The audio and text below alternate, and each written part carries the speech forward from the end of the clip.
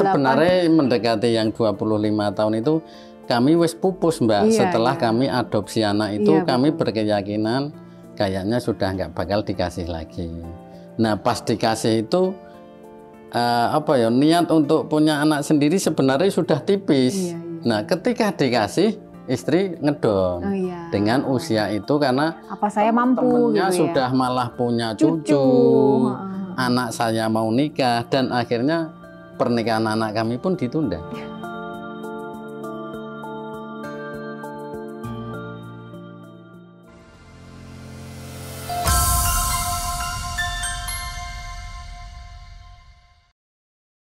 Dan saudara-saudara ya pejuang tangguh, kita kasih latar belakang bahwasannya Pak Edi ini dulu jualan es ya Pak ya? Iya, jualan es di kawasan kota metropolitan industri. di kawasan industri di Kerawang gitu ya. Dan saat itu sudah punya anak satu dan Ibu juga ikut jualan juga ya Bu ya. Kemudian bekerja di sebuah perusahaan ya yang saling berteman, berkawan gitu. Kemudian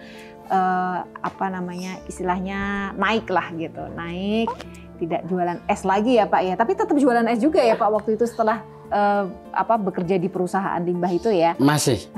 Dan ternyata salah satu yang mungkin nggak pernah kita kira dengan keadaan Bapak yang terbatas, ternyata beliau melakukan suatu amaliyah kecil-kecilan menurut beliau ya, yang itu ternyata bagi Allah itu adalah satu doa atau investasi yang besar. Sepertinya kecil ya, memberi sedekah, mungkin memberi kasih sayang kepada anak orang lain yang seperti dilakukan oleh Pak Edi. Tapi ternyata anak pertamanya namanya Mbak Linda. Mbak Linda ini udah 25 tahun, gajinya disisihkan untuk anak yang kurang berkecukupan. Dan itu seperti tadi yang saya katakan, susunan doa yang terus meninggi hingga akhirnya harapan yang 25 tahun yang lalu pengen punya anak lagi ternyata masih belum kadaluarsa Pak. Dikabulkan selama 25 tahun. Iya gitu. Ibu dari tadi diem aja apa karena saking lagi gendong anak, soalnya lagi gendong dia nih ya.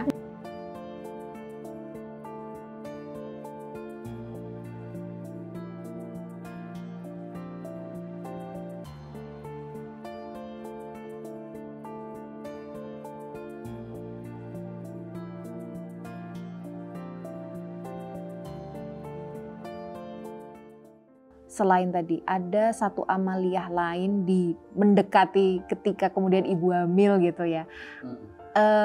Resep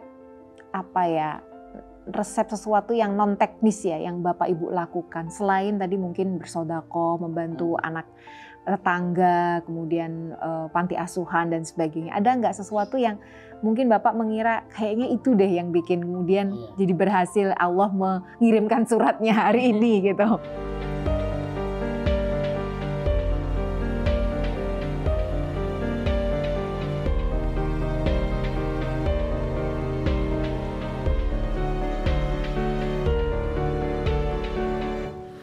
Kami sebelum anak saya lahir 1 tahun yang lalu, 2 tahun yang lalu, ya kami dapat musibah yang luar biasa, tekanan batin yang luar biasa.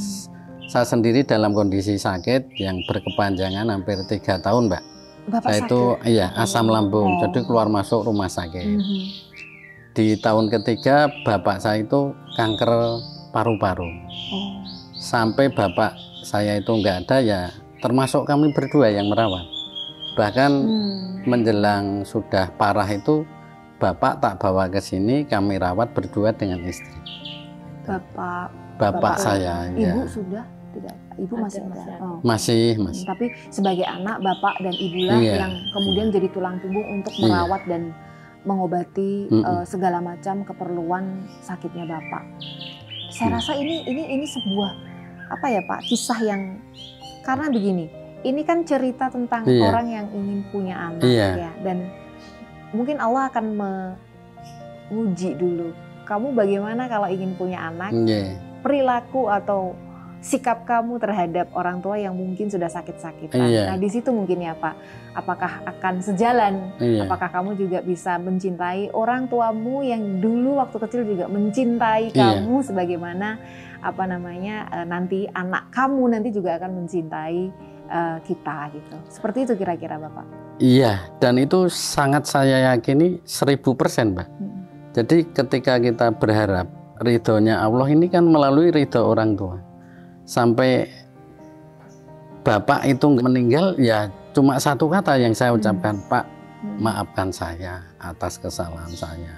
Dan saya mohon doa restunya. Itu setiap kalaupun ada kesempatan saya langsung berkunjung ke orang tua. Jadi termasuk kami menyampaikan pengen punya anak itu saya sampaikan ke Bapak Ibu saya. Sempat 2 tahun yang lalu sebelum Bapak lama sejak dulu sudah sampai kita sampaikan mohon doanya biar tambah momongan gitu. Kami happy aja Mbak sama orang tua itu. Bahkan kami umroh pun ya bareng. Kami sempat mengumrohkan ibu dan bapak ketika bapak belum kena kanker paru-paru itu. Belum terkena penyakit. Sama Mbak, motivasi saya dengan istri ini bahwa ridhonya Allah melalui ridhonya orang tua. Makanya keinginan apapun orang tua pasti kita penuhi. Itu dulu langkah saya.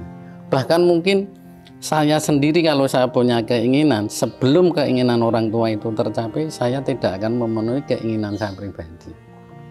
Itu mungkin kemudahan karena memang Mbak lihat sendiri. Istri saya juga melahirkan sempurna, anak saya alhamdulillah ya sempurna sebagai balita lah ya. Nah ini kan doa orang tua, doanya orang-orang itu.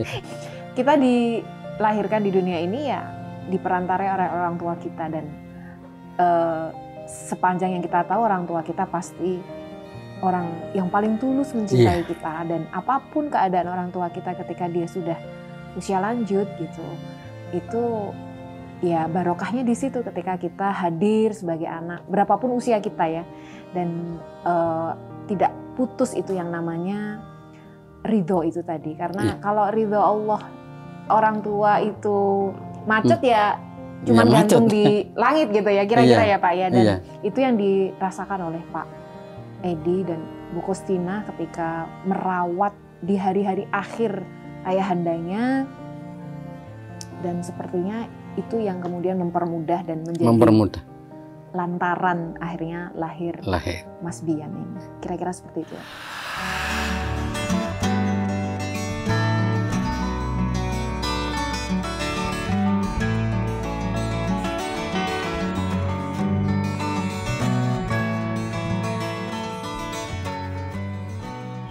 Baik, terakhir mungkin Bapak dan Ibu bisa memberi motivasi kepada seluruh pejuang tangguh dimanapun mereka berada, baik yang sudah mendapatkan keturunan amanah tapi juga masih menginginkan yang kedua atau yang ketiga, ataupun bagi mereka yang masih berikhtiar sampai detik ini belum diberi momongan atau belum diberi amanah atau hadiah atau surat indah itu belum sampai. Silakan Pak, Bu. Tidak ada sesuatu yang tidak mungkin. Bagi Allah sangat mudah untuk mewujudkan keinginan-keinginan kita. Jadi saya mengajak ke teman-teman, saudara dan yang lain, jangan sungkan untuk bersedekah, apalagi untuk anak yatim piatu khususnya, dan pengabdian kita terhadap orang tua itu tanpa ada batas sampai akhir orang tua kita itu tidak ada. Disitulah harapan-harapan kita itu akan disampaikan kepada Allah. Ketika kita memohon sendiri, Allah mungkin tidak akan memberikan. Tapi ketika yang memohonkan ini banyak, termasuk anak yatim yang kita berikan sedekah dan orang tua, itu pasti dan 100% dikabul. Karena saya sudah menjalani dan saya dikabulkan. Keinginan saya terbesar memiliki anak laki-laki dikabulkan setelah 25 tahun. Jadi jangan sungkan untuk bersedekah dan jangan tinggalkan doa untuk orang tua. Mungkin seperti itu supaya bisa membantu teman-teman yang belum punya momongan. Jangan patah semangat. Seperti awal tadi, tidak ada yang tidak mungkin bagi Allah. Allah sangat memudahkan bagi hambanya yang punya keinginan dan kemauan yang tulus, apalagi untuk memiliki momongan. Mungkin gitu aja. Waduh, terima kasih banget nih Pak. Kayak saya sedang mendengarkan bukan seorang ustadz, Bapak bukan seorang ustadz, Bapak bukan seorang kiai, tapi karena kami real ya Mbak. Pengalaman beliau ya, pengalaman Ibu ya, langsung diterapkan lah ya.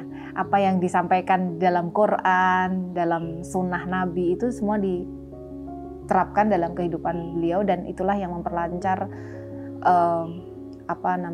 jalan yang diretas ya, hingga sesukses sekarang, dan juga dianugerahi seorang amanah, seorang bayi yang sempurna ya. Ini adalah sebuah mimpi yang sempurna, saya bilang begitu, yaitu Dek Bian. Terima kasih sekali Bu Kustina.